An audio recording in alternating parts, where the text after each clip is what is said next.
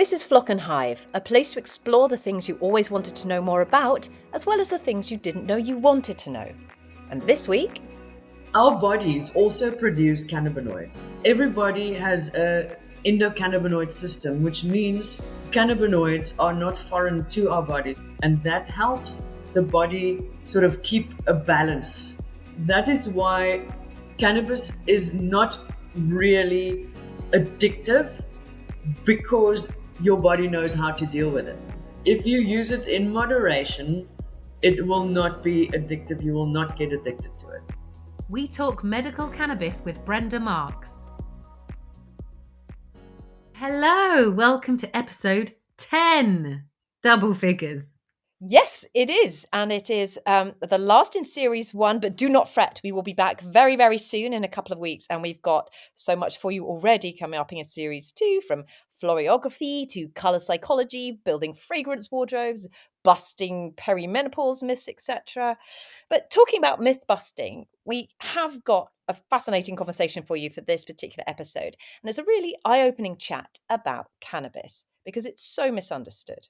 It really is. And I hold my hands up. I have lived most of my life having a bit of beef with cannabis and weed, purely because of my past experience, but also associations which are very one-sided and very only a tiny part of the story. So I've really enjoyed just opening my mind up about it, especially as I'm starting to really change my mind about these things, because I'm realizing we weren't necessarily fed the whole picture when we were younger. So I'm really enjoying learning. And Brenda does a wonderful job of explaining exactly what she does whilst showing her passion for it.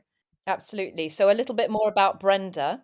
She is the laboratory director of a place called Qure. It's a lab in South Africa where they test cannabis. And she's a proper scientist. She's got an MSc in chemistry and lots of other qualifications. And she's been working with cannabis for many, many years, since before it was legalized in South Africa. And now that there has been a constitutional change, she's been running Qure, and that analysis has been going from strength to strength. I feel like she knows what she's talking about from having just basically experiencing it as a consumer, but also just being fascinated enough to really look into it and see the whole world of good it can do outside of just getting you stoned. Look, we must be clear here that in 2018, the South African Constitutional Court decriminalized the use and cultivation of cannabis in a private space. So she is talking from a point of just being very open and free about discussing its medical qualities. We do realize that cannabis is still very much illegal in terms of private use in the UK, even though you can get it medically, but it's very, very hard to do that. We just want to make sure that everyone knows that we are aware of this. And this is just an open conversation about busting some myths around cannabis and learning more about it. Yes, and even a couple of times in the interview, she even caveats that this is largely her opinion. A lot of it based on her findings, but the social side of it too. Yeah, absolutely. And I don't know if I'd trust anyone much more than somebody who tests it for a living, because that's what they do over at Qure. It's just to make sure that you know what you're taking and dosage, etc., and educating people about cannabis as well, and how important it is for it to be tested to have a healthy and safe industry. It does really make me think of, funnily enough, the word of the week. No way. There's not a word of the week, is there? Yes, no, it's not particularly related to cannabis, but it's related to the myths around it, and that is exulansis. Have you heard of this word? Really, no. And I can't even start to gauge what it might be about, actually. So to feel exulansis, or a state of exulansis, is when you've given up trying to explain something to someone because you know they're just never going to get it or listen. And I know I've had that conversation around CBD with a lot of people, like, oh, it's going to get you high, that can of trip with 15 milligrams of CBD in it. But, when you stop even trying to have that conversation, So it's a feeling. you experience exulansis. Right, okay. Yeah, I've been there many times. For me, I think I've had that mostly with trying to explain how you turn a clay sculpture into bronze. Because it's a very lengthy, archaic process. Yes. But whose responsibility is that? Because it could just be one is trying to explain something to someone who just doesn't care and they're being polite and nodding along, and maybe we should pick up on the fact they don't care. I mean, who's at fault here? Well, when I first read this word, the thing that hit me in the heart was me trying to explain my career to my parents. Yeah, good luck with that. Yes, with all due respect to mum now, I think she gets it. Well, she gets the wine thing because crates and crates just turn up at her house. And I've seen loads of memes actually about friends, like she's your best friend, you've known her since you were 2, but gun to your head, could you describe her job to someone else? No. You know, when we were younger and people were getting married and there were lots of hen parties, a big question was like, how well do you know your other half? And there was the what is their job title? And hilariously, barely anyone could explain it. There must have been a lot of exulances going on in those houses. Yeah, I mean, I think I sort of do know what my husband does, but it's only through Go on. really What does he do for a job? What's his job title and what does he do for a job? fuck. Right. Silence. Right. I don't know his job title, but that's because it has changed in the last few months. Few months. When did you last see him? He oversees a design team for a e-commerce company. Yeah. I really do know what he does, but I know so deep, it's beyond even needing to label it. To be honest, that's better than most people. Well done. Congratulations. And also, I kind of take issue with the when we were young and went to hen parties because I'm going to one in 2 weeks. Thank you very much. I'm still young. Well, my hen party was organised by my best friends and you. It was amazing. Like you got everything perfect. But I am not a drinker puker, am I? No, you're not. But you won. You completely ticked that box. Oh, I'm so proud. Not. I think it But was yeah, sorry. I think it was the pub quiz vibe, which was Mr. and Mrs., based in a tent in the garden to recreate Glastonbury, having been handed a pint of Prosecco at about 11 a.m. That'll do it. It was awesome. And then ending up in a sticky floored club. Sam took a photo of the exit strategy from walking through the flat door. There was like one sparkly Converse over there, one sparkly Converse, then a jumper, then a coat, and then me on the floor in the bathroom. Shame trail. Is that what it's called? A shame trail? I think I just penned it. I think I just penned the Hmm? term. Word of the week. Word of the week. Your hen do was pretty epic. Oh my God. I was very spoiled. You organised that, didn't you? Well, and your very organised best friend. I did the fluff, she did the grunt work. Grunt work. Um, yeah, but please shout out to a beautiful sunny day, open top double decker London bus going through the capital city with the playlist of my dreams, which included Les Mis very loudly around Trafalgar Square, Metallica, like real lots of stuff from 1993, probably Give It Away by the Chili Peppers. Properly just done for me. And oh my God, I will never forget that. I don't think they'd do that now, let drunken girls dance on the top of an open bus. Yes. But yeah, good question. Would they allow it? I don't know. I would quite like to find out again. Moving on from the irresponsible consumption of alcohol, let's discuss the benefits, social and medicinal, of cannabis with someone who knows what she's talking about. Let's hear what Brenda Marx had to say. Brenda, it's so lovely to see you. The conversation today is going to be very much around busting some myths about cannabis and cannabis use. So I'd love to know, what is it that you're doing in South Africa? Because you run the lab at Qure. Okay, so I am a chemist and I run a lab that tests cannabis and cannabis products. My lab does potency and quality testing for the licensed growers, and we also do potency and quality testing for private growers so that they can ensure that what they're using will have the desired effect, whether it's medicinal or recreational or for fun or just calming them down, whatever. Okay, so let's talk about why you're doing this. As a chemist, you have a real passion for the positive benefits of cannabis. Can we talk about those a little? Okay, so maybe we must go back to how I started doing cannabis testing, because there's a whole long story to that. I was making cannabis oils and extracts for friends and family to help them with sleep, to help them with pain, for whatever reasons they wanted to use cannabis oils. I also used it myself when I had shoulder surgery, and it helped immensely with the healing and pain management. This was still when it was very much illegal, before this constitutional court ruling or anything like that.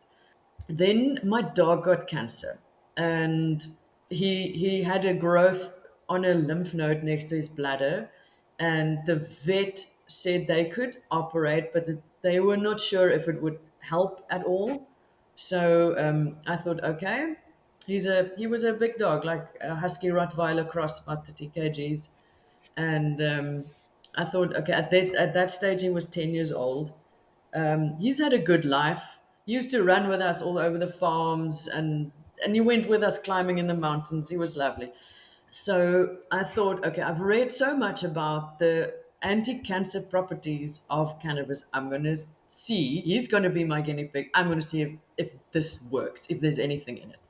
So I started giving him the oil, the same oil that I gave to humans, and I just saw he doesn't like it. He got completely stoned, and I just thought this is not going to work for a dog. I'm not relieving any suffering here.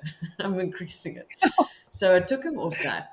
Anyway, so I made a cold extract, and okay, so cannabinoids are fat soluble, so you can't soak something in water and expect it to have any effect. So I soaked it in olive oil for a week, and I strained it off, and I started giving that to the dog.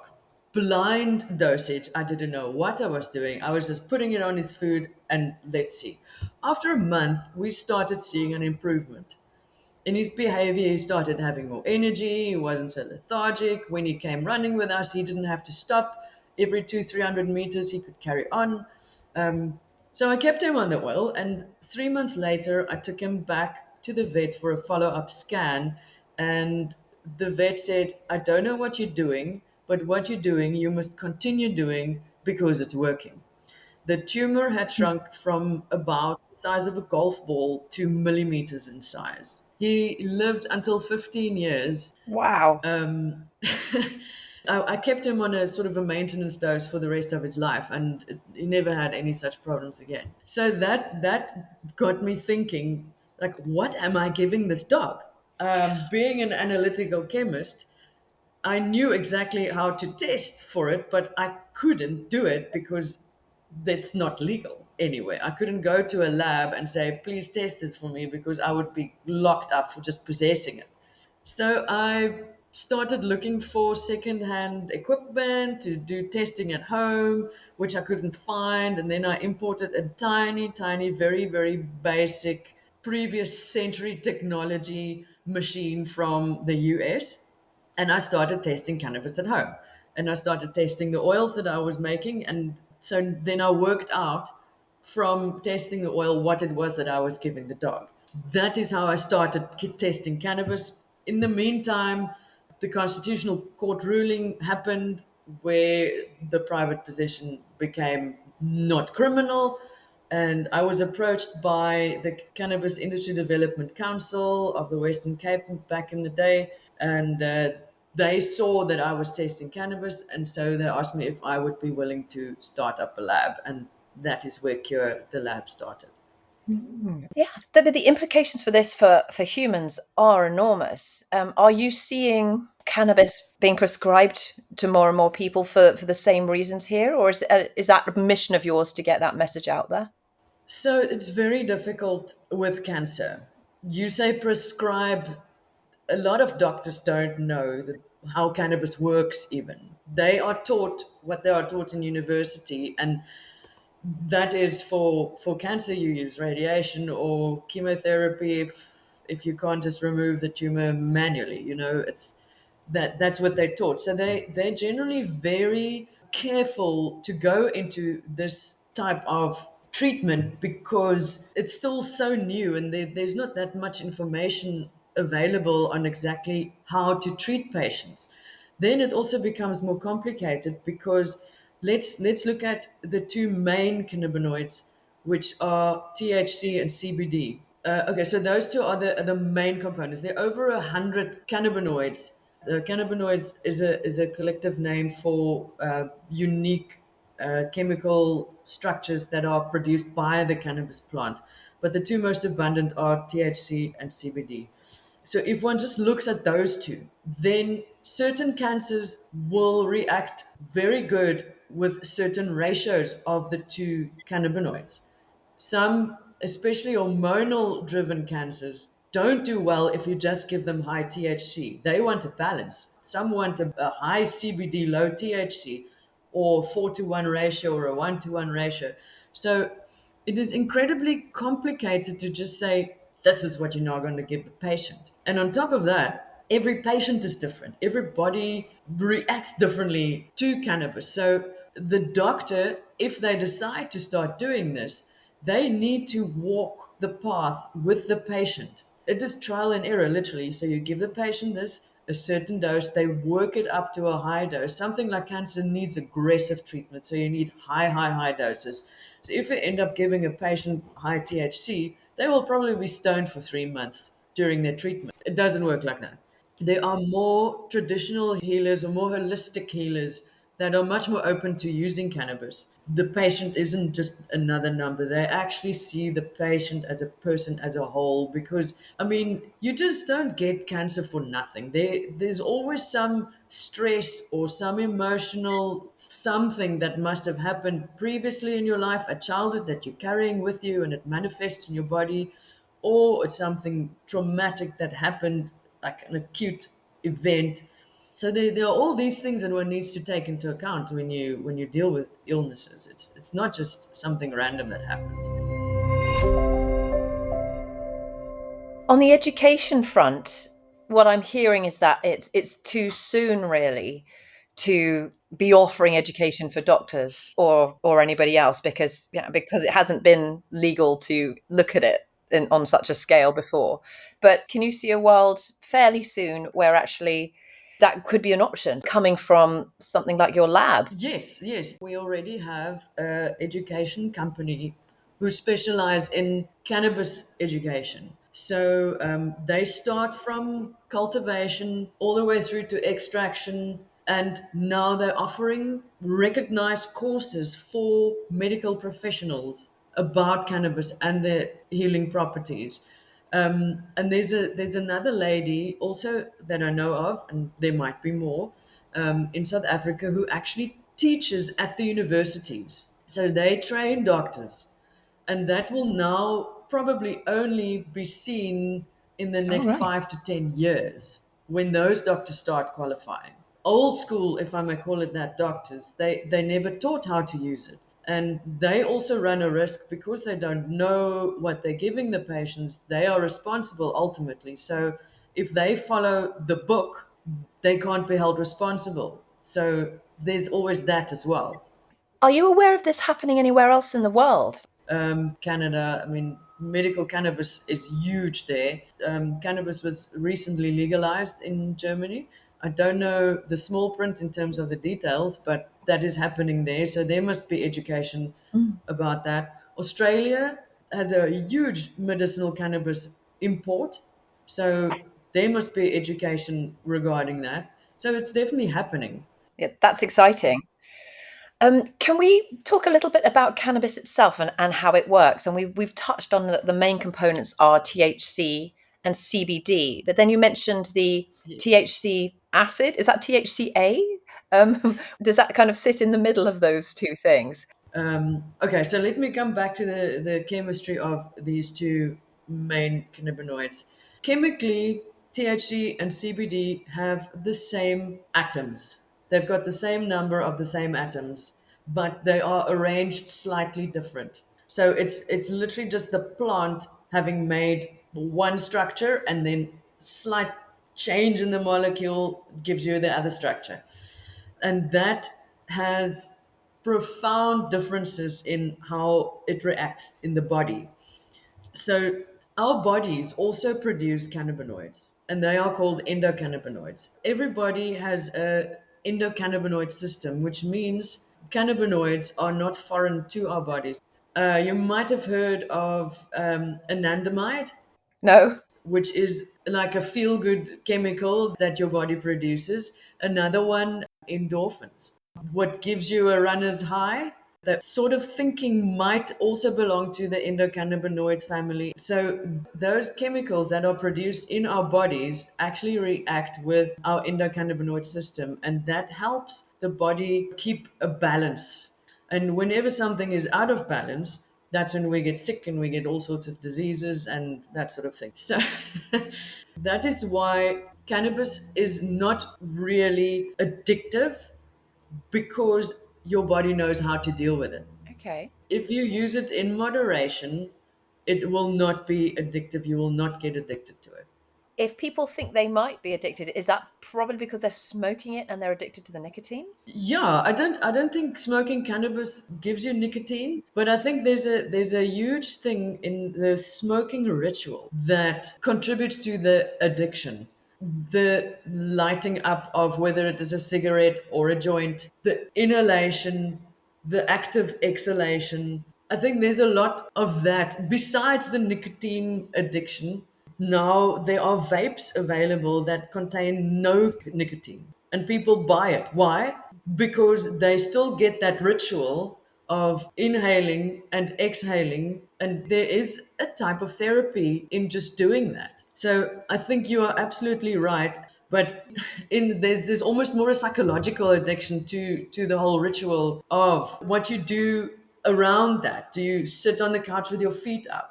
Do you go outside, go for a walk, sit on the mountains, look at a beautiful view? That's an opinion. It's not a fact. I've never thought about it like that, that it's the ritual rather than the substance that you're addicted to. I think there's a lot in it, but this is my opinion. Let me just take that. We were talking about CBD and THC and THCA. So let's go back to that and the differences between those things, because I think people still think CBD by itself is psychoactive. They cannot understand the difference between the two. But yeah, it's a delicate balance, isn't it? So THC, yes, it makes you high if you get enough in. And the word psychoactive is actually used in a colloquial way of describing something that makes you high. But if you look at what psychoactive means, it has psychological activity in the brain. So CBD is psychoactive, but it's not intoxicating or not inebriating or whatever word you prefer. This is again, everybody's sensitivity is different. Some people might cope very well with 10 milligrams of THC. Others get stoned with 2.5 milligrams of THC. So you can't predict it. It's got nothing to do with your body weight. It's all got to do with how your endocannabinoid system works. So if you ever want to give someone a treatment for something, you always start low. You increase the dosage slowly until you find, okay, this is giving me the desired effect. And you can treat someone with THC without making them stoned. You just keep the levels below that intoxicating level. Right. And so how do you administer that? Yes, so I made a concentrate by extracting the plant with ethanol. Then you filter off the plant material, and then you sit with this ethanol juice and all the good stuff from the cannabis plant, and you evaporate that. And then what you get is it's a thick, sticky tar-like substance. You guys have Marmite in the UK, right? We do. It's like Marmite almost. And that is super potent. You can take a tip of a toothpick to have an effect. So that concentrate I test, and then I know how much is in it. And then I will dilute it with olive oil. And then you make it up to your desired concentration. And that is how I give it to people.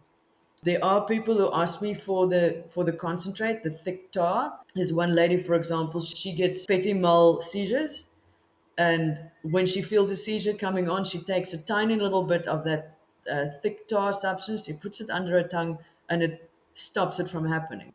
That in itself is huge. I've known a few people in my life that have regular seizures. And I know they've never thought about this for that. Yeah, so she uses it not on a regular basis. She buys a milliliter of concentrate from me maybe once a year, but it lasts that long because she uses so little, and it just keeps her seizures under wraps. It just keeps her from getting it. But like ahead of a pin almost, and that does it. Yeah. That's insane. That's amazing. I had another guy who told me that he had leukemia and he treated himself with raw cannabis. So he grew it in his backyard and he treated himself. He cured his leukemia. I didn't know him before he told me this story. He made sure he got 20 grams of fresh cannabis plant in every day. And so, fresh cannabis plant, if you eat it without heating it, is THCA. It's not THC, so you won't get stoned. So you can actually have a fully functional day and treat yourself without getting stoned.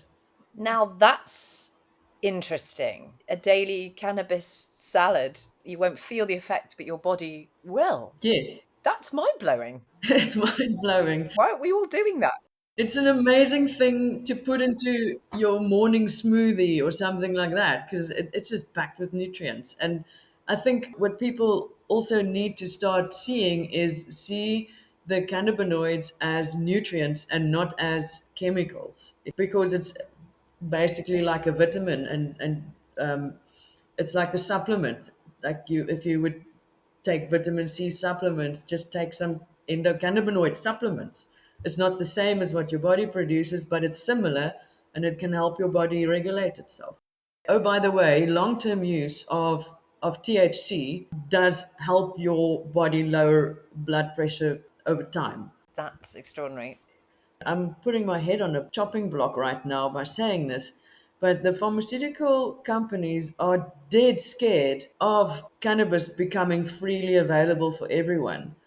Because imagine how many pain medication is sold on a daily basis over the counter. You don't need prescription for that. How many blood pressure medication is sold every day? And the sleeping medication, sleeping tablets. THC is an amazing sleep helper. People with insomnia. I've got so many people who use cannabis oil for sleep. So what you're saying is big pharma would lose millions, billions and billions and billions if we were allowed to take it. Literally, literally. Wow. The big pharma guys, they're pushing CBD very hard. So the CBD that the pharmaceutical companies are pushing, that's an isolate. So that is just the one single compound. And first it was extracted from the cannabis plant, and now they do synthetic CBD. So they make it from other chemicals. And that on its own, they're trying to really push as the golden key. But if you actually start using it, you will find it doesn't have much of an effect. On its own, CBD doesn't do very much. But with THC and the other cannabinoids and phytochemicals, the results are actually profound. And I like to give this example on how it works. If you imagine, okay, there's a car and there are 4 or 5 guys who are trying to push this car. So if you have one guy pushing at a time, you will get it a little bit somewhere, but if you get all 5 guys to push together, the work is just so much easier and they can go so much further. And that is basically how cannabis works. And this is called the entourage effect. It's not only the cannabinoids that work together, but also the terpenes and the other phytochemicals that are present in the plant. So they all work together to give you this medicinal effect, whatever it is you want. We've talked about certain ways of taking cannabis, and it, as you've said, it depends on, what your issue is. It depends on how your own body reacts. But, what are the key ways, and what are some traditional doses? Are you able to give us a steer on that? Sure, that's difficult. I think this is probably the way. You have a generic place to start, and that is the extract, the concentrate that I dilute. So this is specifically a high THC extract and low in CBD, and that extract I dilute to 5% THC. So if there are 20 drops in a mil, that's sort of the generally recognized measurement. 20 drops in a mil gives you 2.5 milligrams THC per drop. I would tell them to start with 1 drop before they go to sleep. And then if you feel no difference during the night, take 2 drops the next night. And if you still feel nothing, take 3 drops the next night. Depends on the person. It could take 15 minutes to be absorbed and have an effect, or it can take 2 hours. That's why many people, when they do edibles, they eat their brownie and 40 minutes later, this brownie is nothing. I don't feel anything. You have a second one. 2 hours later, you're in outer space. That may have happened to me in my youth. It's happened to many It people. wasn't very nice.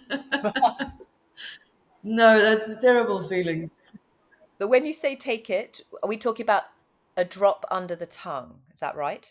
Yes, you. What I actually would recommend is instead of holding the dropper over your mouth and dropping, rather put it on your hand and lick it off, or put it on a cracker or a slice of apple or something, so you can see that there's 1 drop. I've had people who confuse a drop and a squirt. So a squirt with a dropper is not a drop; it's several drops. And then also having a too strong effect. So being a write-off for the rest of the night and yeah, having out of body experiences and all sorts of things. So there's a high THC component there in that oil. But with 1 drop, is that going to make you feel high, or are you just going to feel a calmer physical effect? It really depends on the person. I am very sensitive to cannabinoids and especially THC, so 1 drop makes me high. That's 2.5 milligrams of THC. That's very little. I start feeling that dry mouth feeling. And I know people who can take 20 milligrams and not feel a thing. So it really, really depends on the person. And it's not because I'm not a regular user. I use cannabis on a regular basis, but I'm just really sensitive. So I use very little. As you know, Tony, my partner, she is tinier than me. She uses 4 drops, for example, for sleeping. I use 1 drop. So it really doesn't matter how much you weigh. It has nothing to do with that. Everybody needs to try it for themselves. And that's why I say start low and go slow. That is the best way of doing it. Yeah. Okay. That's good advice. There we go. But you know, the good thing is you cannot overdose, it will not kill you. That is also because it is a natural substance and your body can metabolize it. So if you take too much, just go and make yourself comfortable, have some water, because you will probably have a dry mouth. And yeah, some people say sniff black pepper. I don't know, but nothing really works. You must just go and lie down, put your feet up, and wait it out. It it could take 4 hours to 6 hours, but at least you know you will not die. That's good. That is really good to know. You've just got to ride the wave. Just ride the wave. Just let it go. Just let it work out. So, where do you think research is going next with cannabis? Wow, that is a good question. I think slowly but surely there is more money being put into cannabis research. There's research happening from a cultivation side. Then I think what most people will probably be more interested in is the clinical research and how cannabis and certain dosages of cannabis and or cannabinoids will affect certain diseases and illnesses and conditions. But in the end, what one would hope the conclusion would be is that it is effective, regardless of the dosage, because the dosage will be patient dependent. What would be nice is if there is more research done on specific diseases and conditions like bladder cancer, for example, or prostate cancer or lung cancer. What ratios of cannabinoids and in combination with what would work the best? There's a lot of scope. There's a lot of scope, but I think also a lot of funding goes into CBD itself. Yeah. Are there any reasons why you think it could be problematic to make cannabis more accessible or not. In my mind, and what I've seen very briefly when I last went to San Francisco, for example, is the benefits of it being, legalized is that it's more regulated. So you'll go in somewhere, they will look at you, you're taking into account your age, your rough kind of weight, and what you want it for, and you have the chance to speak to somebody who can then recommend exactly what you should try. To me, that's just a very positive thing. I understand from what you said that, still it might be trial and error for a bit. It's probably very rare to get the dose perfect immediately, but I can only see that as a good thing. I hope it gets opened up to free trade all over. That is my personal view. What is also very valid, what you said is okay, you walk into a dispensary, you want to try this thing called cannabis for the first time, you don't know where to start. So, going to the dispensary for a first time user, they will probably give you something with a lower THC content so that you can have the enjoyment without falling over. There's a big push now for, instead of having a war on drugs or a prohibition or anything like that, instead of prohibiting, to rather focus on harm reduction. And that is not just cannabis, that is all drugs, if I can call it like that. All substances that people use to self medicate because people are going to use it anyway. So if an addict or a user wants their stuff, they're going to get it. So instead of going through the risk of buying already used needles and all sorts of bad things that you don't know what's in it, rather go to a place where you get a regulated product and know what it is you're using, know how much it is you're using. That lowers the risk of overdosing, that lowers the risk of getting all sorts of other illnesses and conditions because you are using contaminated substances or needles or whatever. Gosh, I think there's so much more we can say about this, and maybe we will, particularly after perhaps my conversation with Professor Nutt about psilocybin, which is coming up soon in series 2. Yes, yes, I'm looking forward to that one. I bet. But for now, Brenda Marx, thank you so much for joining us on the podcast. Thank you. It was lovely to chat to you, Helena, and I look forward to possibly being on it again. I think I know what you're going to say here. Well, firstly, can we just please appreciate the word cannabinoid? It's an amazing word. What about endocannabinoid? Oh, Give the girl a word. Yes, you do know what I'm going to say first and foremost. It's just that disappointment again, like the mushrooms, that there just seems to be so much out there, which really does strike a chord and make sense to me. But I just feel like it was withheld from us growing up. And even now, like, I'd like to know more of this, please. And it bums me out that, and I do think it's true, that doctors, protect themselves by not pushing boundaries anymore. And they treat each case as a case and not a person and don't look at it holistically. And, go by this book, by the book. Like, who wrote this book and when? well, I mean, I can understand why they go by the book. They haven't got the resources. And, we are huge, huge fans of the NHS in our family, our father having worked there his entire career. It's not their fault, is it? And you just don't have the resources to give people more than 10 minutes. It's not great. Having said that, in their defense, I have recently experienced some great stuff where I've been passed some other information that's a bit more holistic that would really help me.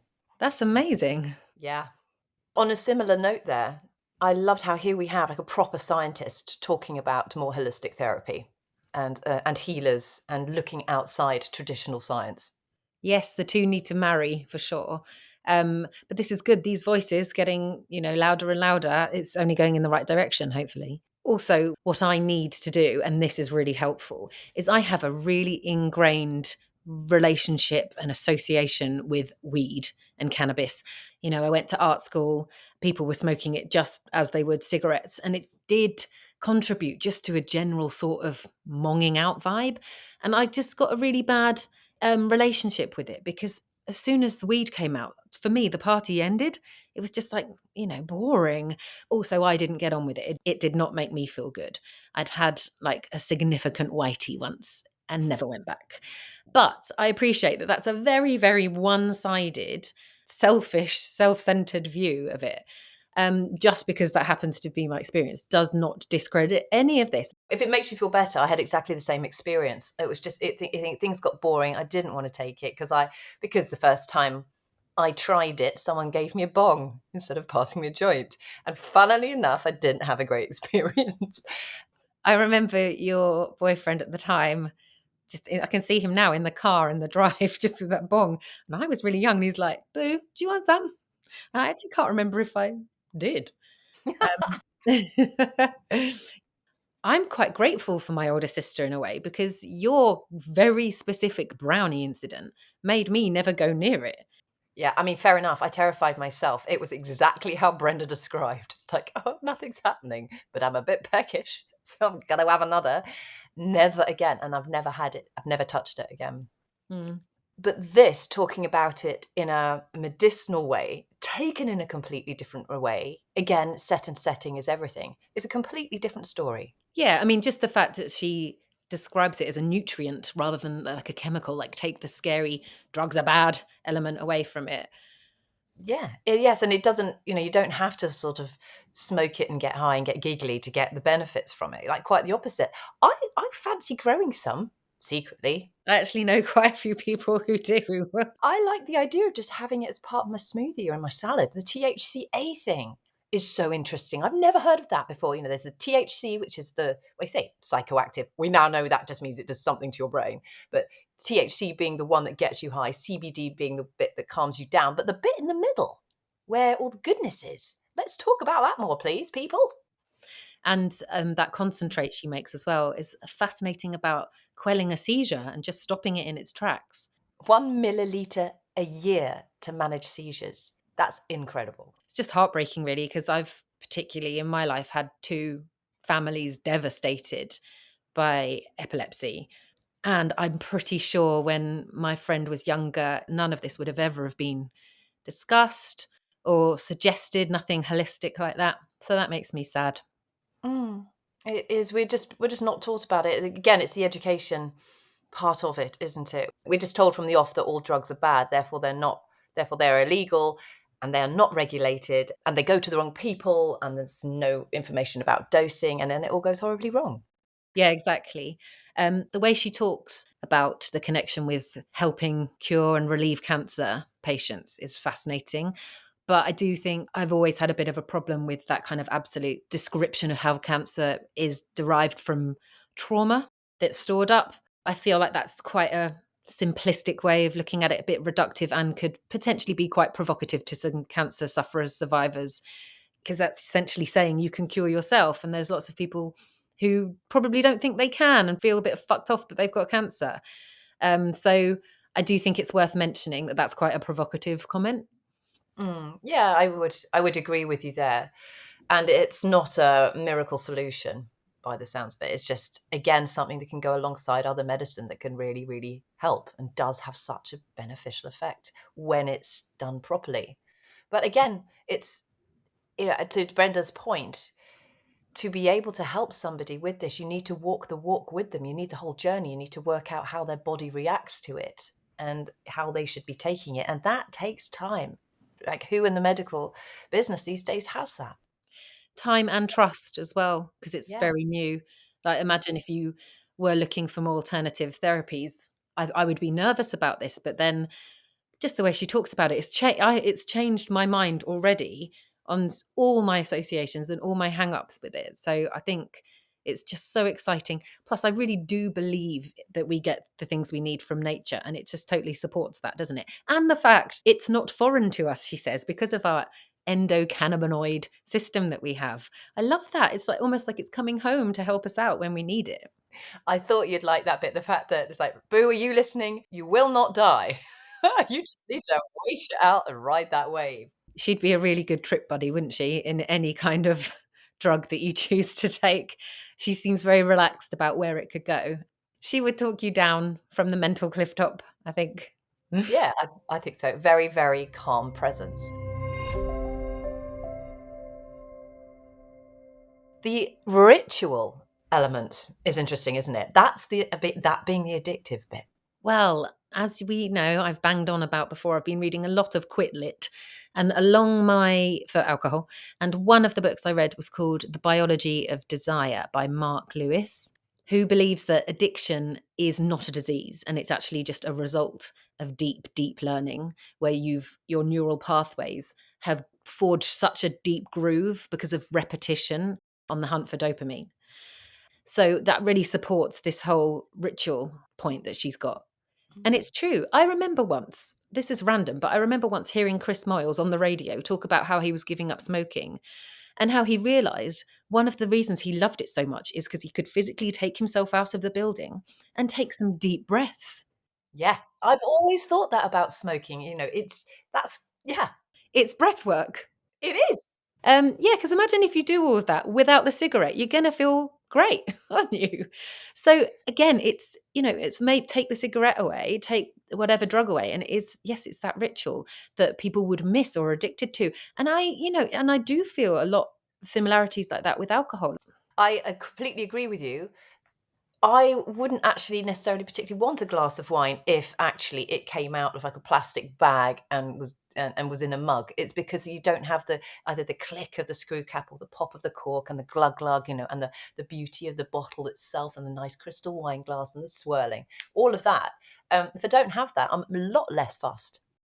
But one thing, and obviously I'm going to say this, is my worry about getting in the wrong hands. And I know you covered that really nicely at the end of the interview. She says that if it is legalized, if it's out there more, there needs to be more programs about the harms of it and educating on the harms, because her point is totally right. If people want it, people are going to get it, legal or not. People are going to abuse it. It's just going to happen. My worry, especially as a mother of three, is say I had some of that concentrate. And like you said, you need, what was it, 2 milligrams a year? But if you've got a big volume of that and some teenagers who like, let's get high on mum's supply and take too much, obviously she says it's not going to kill you, but that could be quite catastrophic. So I still have this little reservation of it just being freely available. How is that different from having a massive pot of aspirin and a toddler? You've just got to put it on a different shelf, keep it somewhere completely different, no? No, it's totally different because a toddler's like, what are these? Are they sweeties? Whereas a teenager would be going, I can get high off that, but not understand the dosage, not know what they're doing. So I'm talking about in a social, like behavioral way, they're chasing some kind of high. If it's just readily available for teenagers who want to fuck about, that worries me a bit. I mean, I know it's only cannabis. We're not talking about hard drugs, but that is just still my reservation of it being freely available, because I know alcohol can do the exact same thing and kids get their hands on it. But weirdly, and this is messed up, isn't it? The social construct of alcohol already, most of us abide by the laws of you don't drink at your desk at work.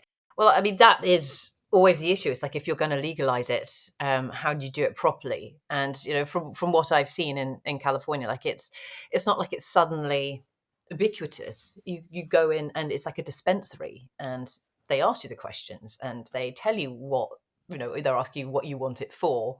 Is it to chill? Is it medicinal? Is it what kind of effect, flavor, all of this. So to me, it's not like you're just going to see it on every street corner. It's more that you know what you're going to get, and you're not going to have the wrong kind, and it's not going to be cut with anything else. Which is ultimately comforting and totally the right way to go. I really do believe in this. I just still think when the time comes, I would still have that reservation. But that's just as a mother of a teenager, knowing what I was like as a teenager. Right. Well, and the parties that we used to have, and all dad's whiskey that used to go missing. Yeah. I mean, why? But again, what would you rather? I don't know. Downing a bottle of whiskey, ending up in A&E, having your stomach pumped, possibly fallen and cut yourself horribly. Or sitting on a mountain enjoying the view. We didn't have many of those in Essex when we grew up. Many mountains and many views.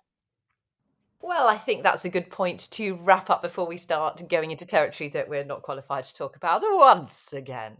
Thank you so much, everyone, for listening and for supporting us all the way through series 1. And thank you to all our guests. I think we can all agree it's been a wide range of stuff we've talked about. I've learned so much. My mind has been changed, particularly in this one, quite a lot as well, which is exactly what we wanted, wasn't it? And also, we are always on the hunt for people. So if you want to suggest someone, or if you are that someone, always get in touch.